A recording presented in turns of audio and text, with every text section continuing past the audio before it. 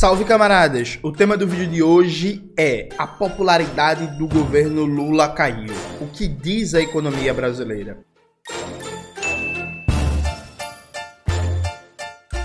Antes de começar propriamente o tema do vídeo do canal, quero muito agradecer a você que ajuda a manter e melhorar nosso canal a partir do Apoia-se.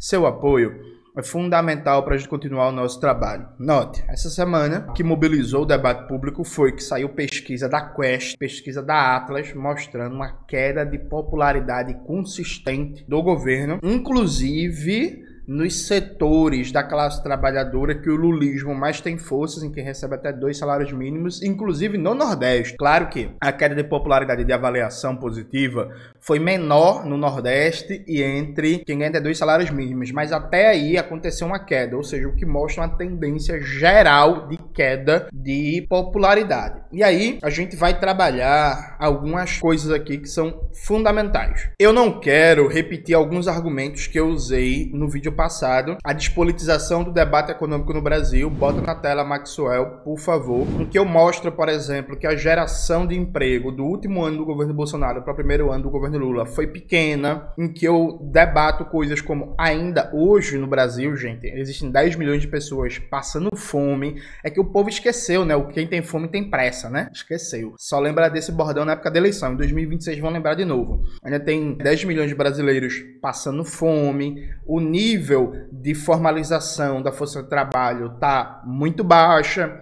No último trimestre de 2023, a economia cresceu 0%, ficou estagnada. No penúltimo trimestre, o crescimento foi baixíssimo. Há um aumento do custo de vida, principalmente alimentos e preços administrados, como, por exemplo, energia elétrica, mas tudo certo. Só que aí o que foi que aconteceu? Quando veio a pesquisa Quest, os setores reacionários, neoliberais, que estão no governo, na frente ampla, já vieram com a desculpa de que isso é porque Lula falou sobre a questão palestina, e aí por isso que a aprovação de Lula caiu, e aí não pode confrontar nada, tem que ser mais conservador. Então a lógica da galera é, a aprovação caiu, isso é porque o governo não rifou de vez todas as pautas feministas, antirracistas, porque o governo declarou o apoio à causa palestina sem romper com Israel, né? Porque esse salseiro todinho, declaração muito importante do presidente Lula, mas até agora não rompeu relações diplomáticas com Israel. A nível de América do Sul, por exemplo, o governo Lula tá atrás da Bolívia, tá atrás da Colômbia e está atrás do Chile, que não só deram declarações duras contra Israel por causa do genocídio, como tomaram medidas práticas de rompimento e de esfriamento das relações com Israel. E o Brasil até agora, nada. Então, a galera veio colocar isso na culpa, né? Então, a lógica é, o governo tem que ser ainda mais conservador, tem que ser ainda mais reacionário,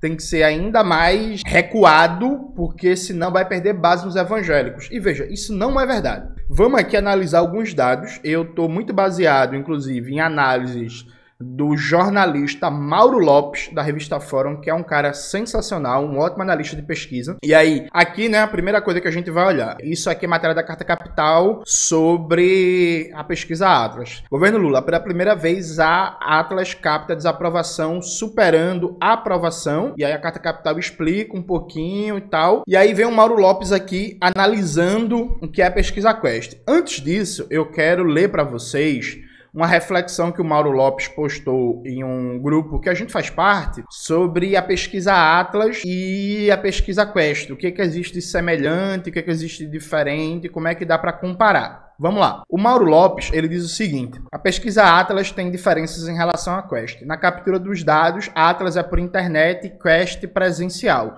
No campo, algumas. Renda familiar tem um range bem menor na Quest, que usa o salário mínimo como referencial, enquanto o Atlas quantifica em dinheiro. Idade de 16 a 34 anos é 34% na Quest e 30,3% na Atlas. E a diferença existe também para as demais faixas. Na amostra Quest, quem tem ensino fundamental é 38%, enquanto na Atlas é 32,7%. Na Quest, evangélicos são 31% e na Atlas, 26%. Há uma dissincronia temporal entre elas. A rodada da Quest foram em fevereiro, abril, junho, outubro, dezembro e fevereiro, 6 rodadas, enquanto a Atlas foi janeiro, abril, julho, setembro, novembro, janeiro e março, 7 rodadas.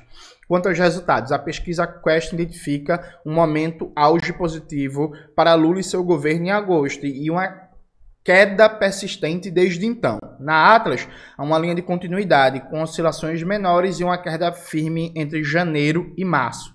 Na economia, as perguntas são distintas. A Quest pede uma avaliação da economia nos últimos 12 meses. A Atlas pede uma avaliação nesse momento.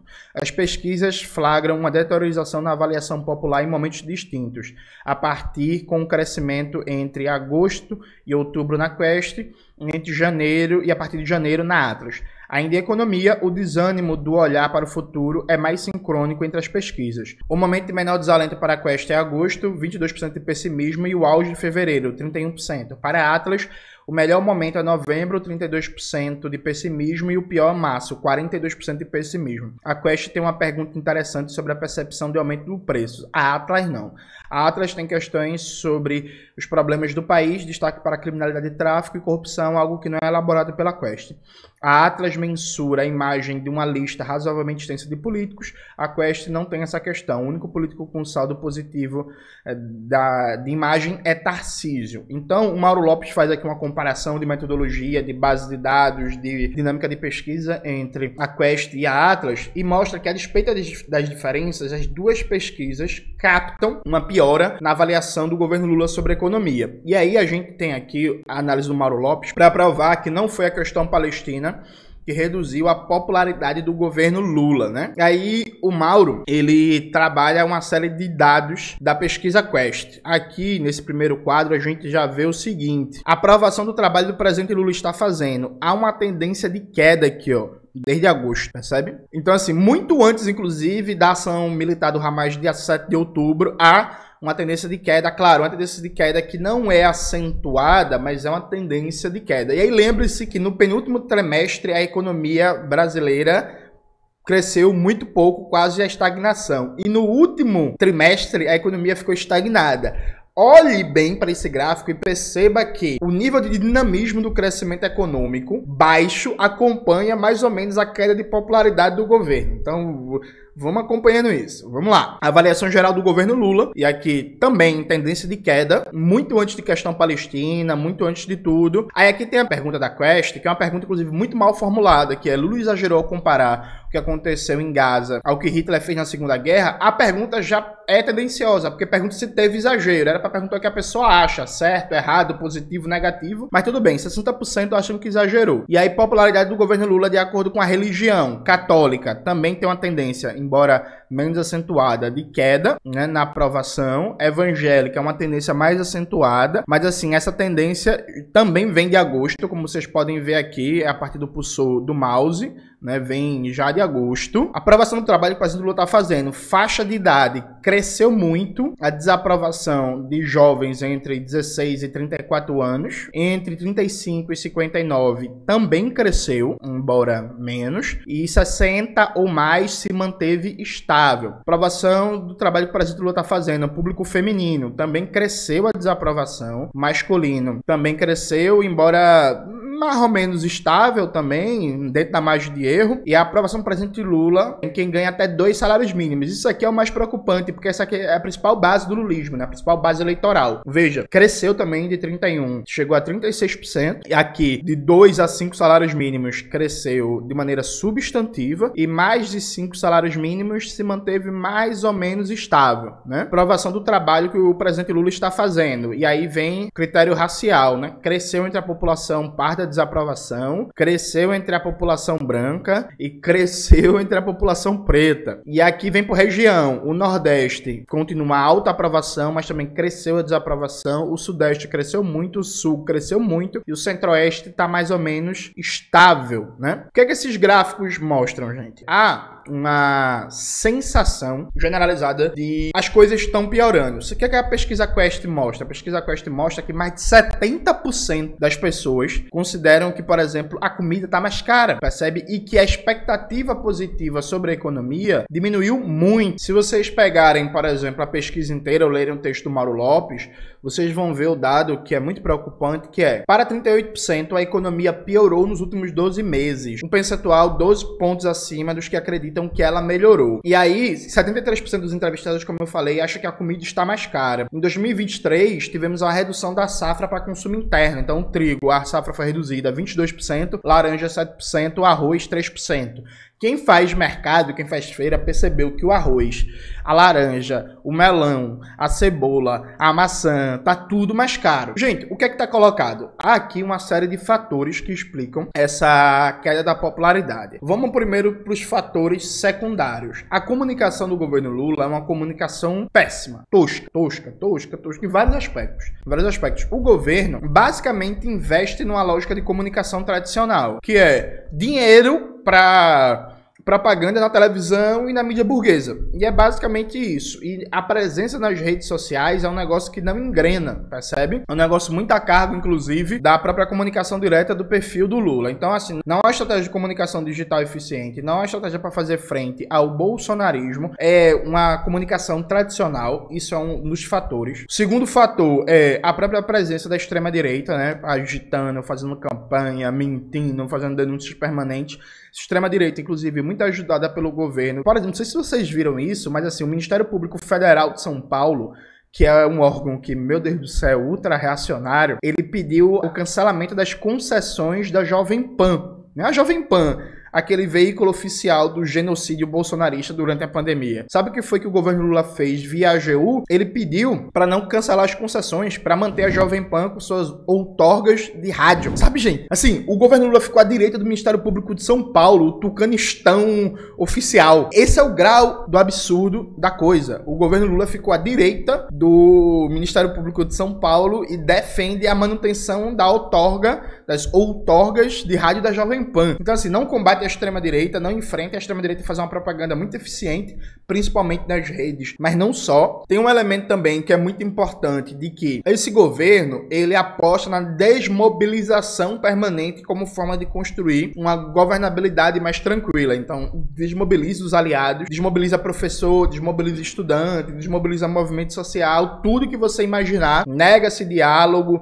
nega-se interlocução, nega-se o envolvimento direto na formulação de políticas públicas e tal. Tem um dado que eu cito direto e eu vou morrer citando, né? Quase todo mundo oculta isso de vocês, viu, gente? Mas assim, boa parte dos projetos de lei do governo Lula em 2023 foram aprovados em regime de urgência, porque o governo acertou com Arthur Lira. O que é regime de urgência? Significa que não vai ter audiência pública, significa que não vai ter debate em comissão, significa que não vai ter tempo de mobilizar as pessoas, de fazer caravana para Brasília, de fazer debate, de mobilizar as bases. O novo teto de gastos foi aprovado em regime de urgência, para não dar tempo da sociedade debater, para não dar tempo da galera ser contra. Então, a partir do momento que o governo ele desmobiliza para evitar tensões e contradições e ter uma governabilidade burguesa mais tranquila, ele não percebe que do outro lado, ele também desmobiliza para a própria popularidade do governo. Porque veja, se você não está mobilizado para debater, para construir, para participar e tal, isso cria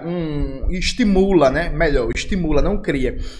Uma situação de letargia política geral, de paralisia política geral, e essa paralisia política se reflete, inclusive, na baixa militância política até para sustentar e defender o governo.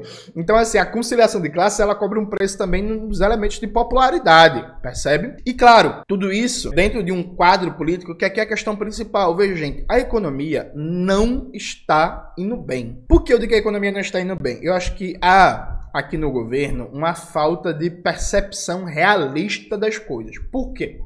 Veja, com o governo Dilma II, no contexto da Lava Jato, da queda do preço das commodities e, não podemos esquecer, da política de ajuste fiscal, de austeridade tocado pelo governo Dilma com o Joaquim Levy, no governo Dilma II, o Brasil viveu uma crise econômica gigantesca. E aí o desemprego explodiu, a economia foi lá para baixo, explodiu a fome, cresceu a miséria, cresceu a pobreza, as políticas públicas foram desidratadas de orçamento e por aí vai. Isso se mantém no governo Temer e se mantém no governo Bolsonaro, só que no contexto da pandemia, mesmo o Bolsonaro sendo contra, ele foi derrotado no Congresso por causa do auxílio emergencial, da própria volta a partir de 2021, lenta, paulatina, do pós-pandemia de várias cadeias produtivas, há uma sensação de melhora muito grande na classe trabalhadora, que de 2015 até a pandemia, basicamente é uma piora econômica permanente, só que aí num contexto de auxílio emergencial, e aí em 2022 o Bolsonaro abre as burras de dinheiro para tentar comprar a eleição e tal,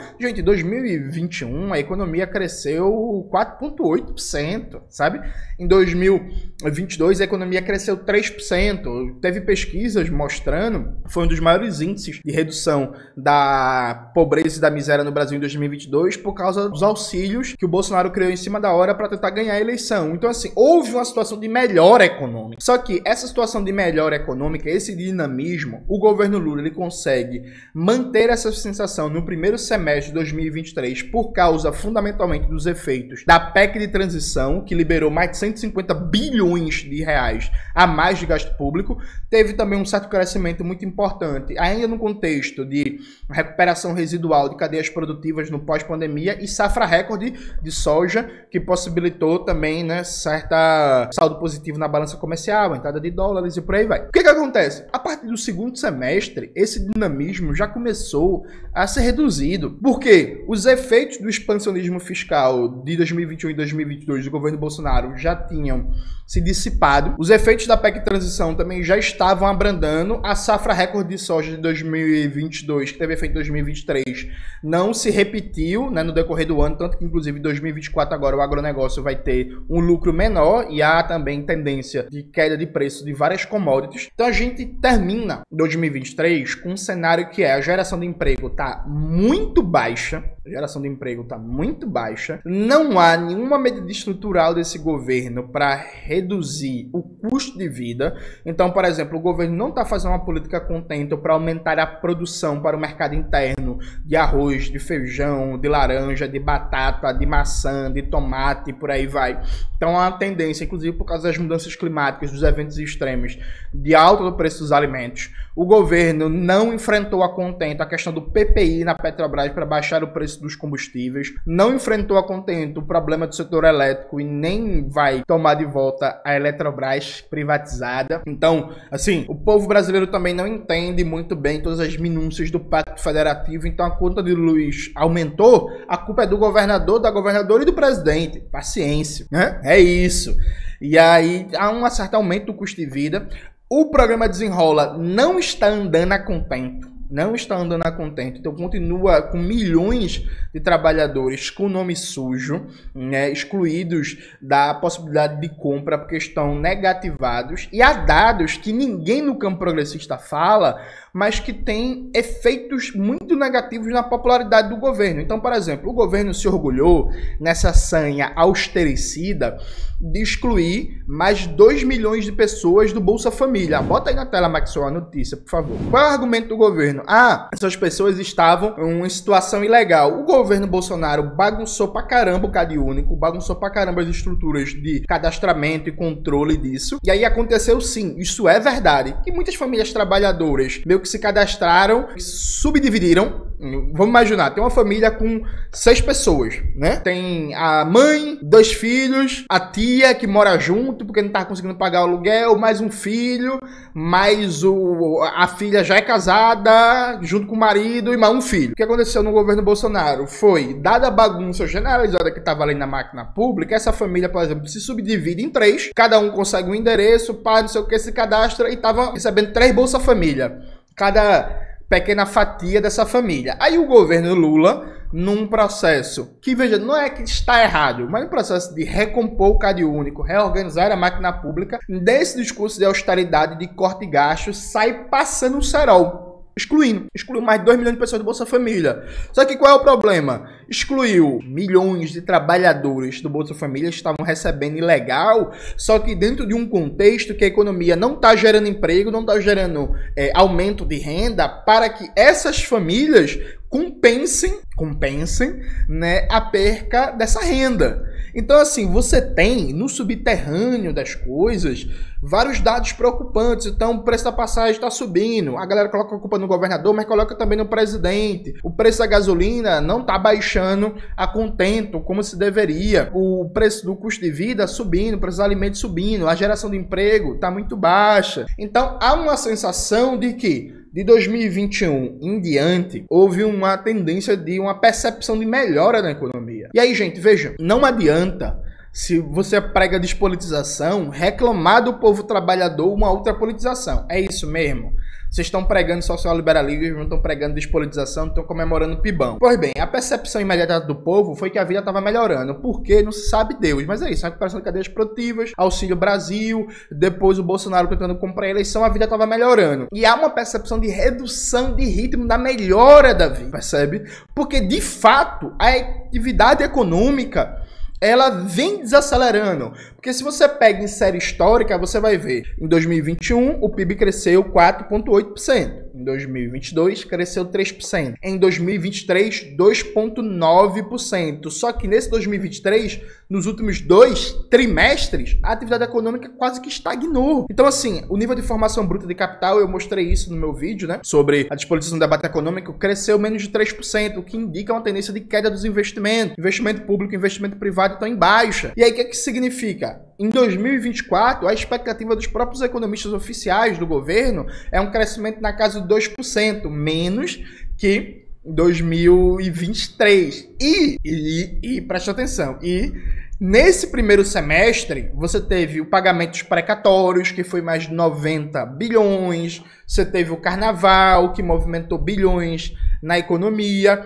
Então, o primeiro semestre ainda tende a ser muito mais positivo em termos de dinamismo econômico do que o segundo, por causa dos efeitos precatórios de festas como o Carnaval e para o Nordeste e o São João, né? Que atrai muitos turistas, movimenta a economia e por aí vai. Ou seja, gente, há um elemento que é o governo Lula decidiu não fazer um debate estruturante de futuro sobre o Brasil. Então, um governo que não faz um debate nacional, não faz a mobilização nacional sobre reforma agrária, produção de ciência e tecnologia, reindustrialização, fortalecimento de direitos trabalhistas, aumento do poder de compra de salário, combate à informalidade, combate à fome, combate às desigualdades regionais. Não há esse debate. A partir do momento que não há esse debate, a percepção geral da população, quando a maioria da dita esquerda não faz esse debate, quando o governo não faz esse debate e a mídia burguesa, por motivos óbvios, também não faz esse debate, a percepção da população de popularidade e aprovação tende muito a ser guiada pelo imediato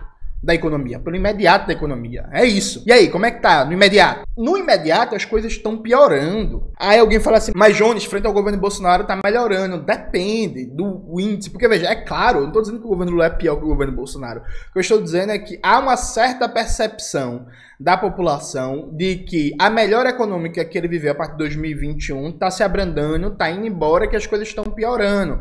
Então, por exemplo, e aqui até uma sabedoria do nosso povo, né? Que é, por exemplo, o preço dos alimentos está crescendo, mas minha renda está alta e eu consigo comprar. Tipo, é ruim, mas, tipo, beleza, passa, tá ligado? Outra coisa diferente é o preço dos alimentos está crescendo e minha renda não está acompanhando. Você sente muito mais no bolso. Então, assim, há um elemento que é o governo Lula acha que a indústria automobilística anunciou 100 milhões de investimento nos próximos 3 anos. Daqui para esse investimento começar, daqui para ele fazer efeito, não sei o quê, sabe?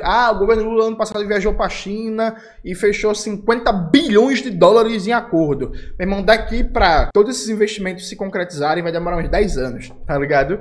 É tipo assim, esses dados, essa coisa meio grandiloquente e tal, não sei o quê, ela não toca no dia a dia do povo e que inclusive não se faz uma comunicação direta sobre isso. Aí o presidente Lula, mostrando que o céu é o limite, né? O que é que ele faz? Ele diz, o Brasil vive um momento de ouro, diz Lula sobre a economia. Eu nunca vi tanta expectativa em relação ao Brasil como estou vendo nesse momento, afirma o presidente em relação à imagem do país no exterior.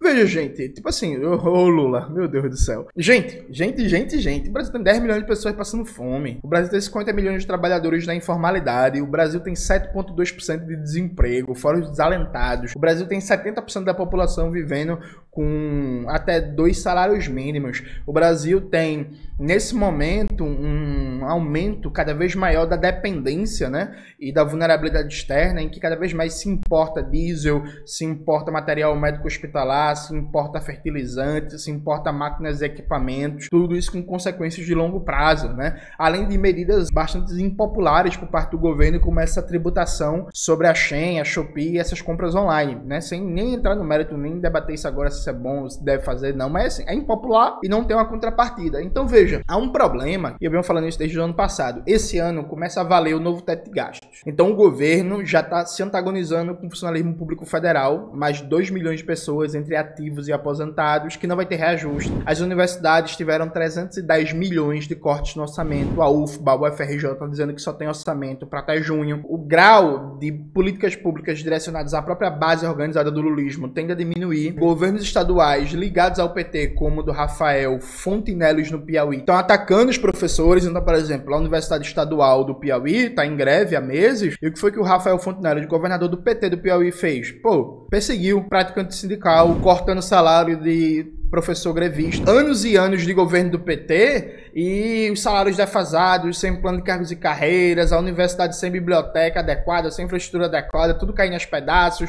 os professores e professoras, o movimento estudantil, os trabalhadores e trabalhadoras fazendo das tripas coração para manter a universidade, os caras atacando, tá ligado? Então assim, gente, esse ano começa o novo teto de gasto. Esse ano começa o novo teto de gasto, que já tá fazendo seus efeitos. Se o governo Lula manter essa linha de política econômica, essa sanha arrecadatória, veja, a tendência é a popularidade do governo ir pro ralo. E isso vai ter consequência, inclusive, na eleição estadual. Então, por exemplo, nosso amigo Guilherme Boulos, que tá colado no Lula, a popularidade do Lula no Sudeste, no brasileiro, em São Paulo, tá caindo. Isso vai ter efeitos, por exemplo, na eleição. Então, assim, gente, a austeridade tá cobrando um preço. Como é que o Lula pode crescer nos evangélicos? É bem simples, meu amigo. Melhore o emprego, melhore a renda, reduz o custo de vida, garanta a melhora substantiva nos serviços públicos, que aí, veja, o evangélico não é só evangélico, não. Há um debate pobre, tosco, em vários setores da esquerda, que é pensar o evangélico como um ser unidimensional. É só evangélico, mas o evangélico é trabalhador, é trabalhadora, usa o SUS, pega transporte público, depende de salário, paga conta de luz, paga conta de água, paga conta de gás, né? Tipo assim, há múltiplas dimensões além daquele sujeito. E se aquele sujeito ele não está sendo contemplado nas suas necessidades materiais, fica assim mais fácil para a propaganda ideológica contra o governo colar. Mas se ele estiver melhorando materialmente suas condições de vida, tem uma contradição entre a propaganda ideológica que ele pode escutar no espaço religioso e a sua percepção de vida imediata, percebe? Então, assim, como é que melhora a popularidade dos evangélicos? É não ter austeridade, né? Então, assim, repetindo o que eu já falei várias vezes, se esse governo manter essa linha de déficit zero, de novo teto de gastos, de austeridade para agradar a FEBRABAN, para agradar a burguesia brasileira, para agradar o FMI, para agradar o Banco Mundial, o Departamento de Estado dos Estados Unidos, o BTG Pactual, a popularidade desse governo vai derretendo. Esse ano tem eleição municipal, o governo leva um pau na eleição municipal e nessa toada, se não tiver uma mudança de rumos, pode ter certeza que depois da eleição, o Arthur Lira, ou qualquer parceiro dele que estiver lá, vai estar exigindo o Ministério da Saúde, da Educação, e se não tiver, ele vai estar ameaçando de impeachment. Assim, é bola cantada. Se o governo continuar se enfraquecendo com essa política de austeridade que não entrega o que prometeu, inclusive, na campanha de 2022, com essa comunicação frouxa, com essa desmobilização permanente, com essa ausência de debate, de crítica, de envolvimento e tal, a tendência é o governo levar um pau nas eleições municipais, todo o bloco ali de partidos, frente ao pau nas eleições municipais, o Arthur Lira exigiu o Ministério da Saúde, da Educação, e se não der, vem a cartada do impeachment na mesa, sabe? É assim, bola ultra cantada. Esse governo ainda tem tempo de fazer uma mudança de rumos, ainda tem tempo de acabar, no mínimo, com esse negócio de meta de déficit zero. Né? No mínimo. Ainda tem tempo de mudar a dinâmica de relação com os movimentos sociais, com a sociedade, de pautar enfrentamento, de politizar, de debater, de escolher temas centrais e estratégicos para as condições de vida da classe trabalhadora e comprar enfrentamentos para criar melhores substantivas imediatas na condição de vida do povo trabalhador. Ainda dá tempo de fazer isso. Vai fazer? Aí já é outra coisa. Se não fizer, se prepare. Não pode reclamar depois, porque a tendência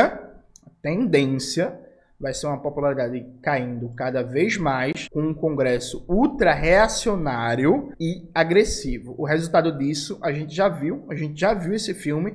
Austeridade, queda da popularidade, base desmobilizada, deu golpe contra Dilma, né? E aí tem muita gente que acha que o golpe aconteceu porque Dilma não tem habilidade, com Lula não aconteceria. Gente, né, pensem de novo, viu? Que eu acho que tem muita gente pensando errado. É isso, galera. Espero que vocês tenham gostado do vídeo de hoje do canal. Não se esqueça de se inscrever no canal, ativar o sininho, curtir esse vídeo, compartilhar tudo isso que vocês já sabem. Um beijo e até a próxima.